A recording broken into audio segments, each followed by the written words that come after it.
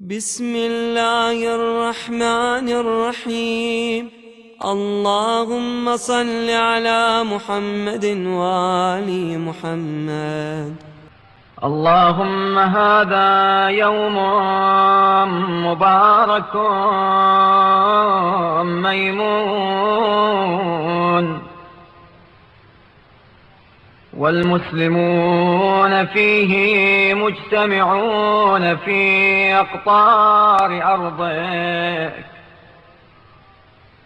يشهد السائل منهم والطالب والراغب والراهب، وأنت الناظر في حوائجهم، فأسألك بجودك وكرمك وهواني ما سألتك عليك، أن تصلي على محمد وآله. وأسألك اللهم ربنا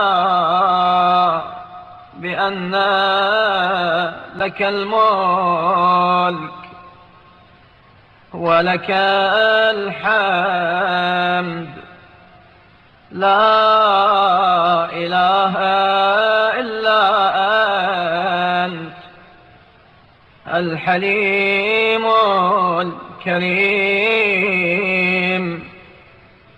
الحنان المنان، ذو الجلال والإكرام،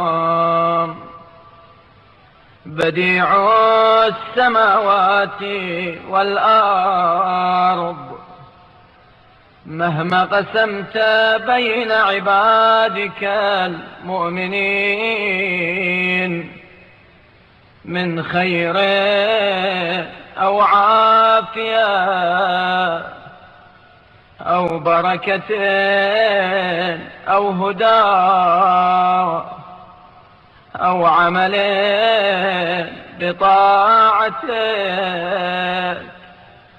أو خير تمن به عليهم تهديهم به إليك، أو ترفع لهم عندك درجات، أو تعطيهم به خيرا من خير الدنيا والآخرة، أن توفر حظي ونصيبي من. وأسألك اللهم بأن لك الملك والحمد، لا إله إلا أنت، أن تصلي على محمد عبدك ورسولك وحبيبك وصفوتك وخيرتك من خلقك، وعلى آل محمد الأبرار الطاهرين الأخيار، صلاة لا يقوى على إحصائها إلا أنت، وأن تشركنا في صالح من دعاك في هذا اليوم من عبادك المؤمنين يا رب العالمين، وأن تغفر لنا ولهم إنك على كل شيء قدير. اللهم إليك تعمدت بحاجتي، وبك أنزلت اليوم فقري وفاقتي ومسكنتي، وإني بمغفرتك ورحمتك أوثق مني بعملي، ولمغفرتك ورحمتك أوسع من ذنوبي. فصل على محمد وآل محمد،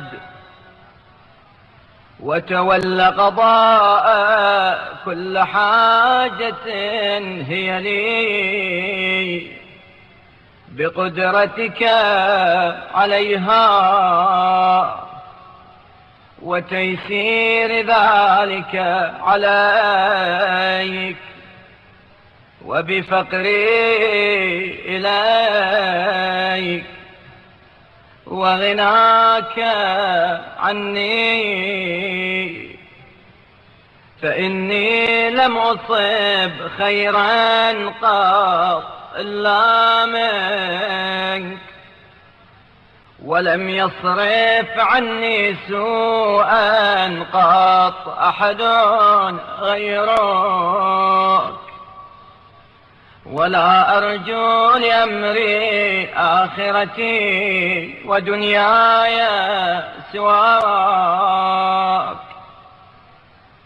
اللهم من تهيأ وتعبأ وأعد واستعد لوفادة إلى مخلوق رجاء رفده ونوافله، وطلب نيله وجائزته، فإليك يا مولاي كانت اليوم تهيئتي وتعبئتي وإعدادي واستعدادي، رجاء عفوك ورفدك، وطلب نيلك وجائزتك. اللهم فصل على محمد وآل محمد، ولا تخيب اليوم ذلك من رجائي، يا من لا يحفيه سائل ولا ينقصه نائل، فإني لم أتك ثقة مني بعمل صالح قدمته، ولا شفاعة مخلوق رجوت، إلا شفاعة محمد وأهل بيته عليه وعليهم سلام. أتيتك مقرا بالجرم والإساءة إلى نفسي، أتيتك أرجو عظيم عفوك الذي عفوت به عن الخاطئين،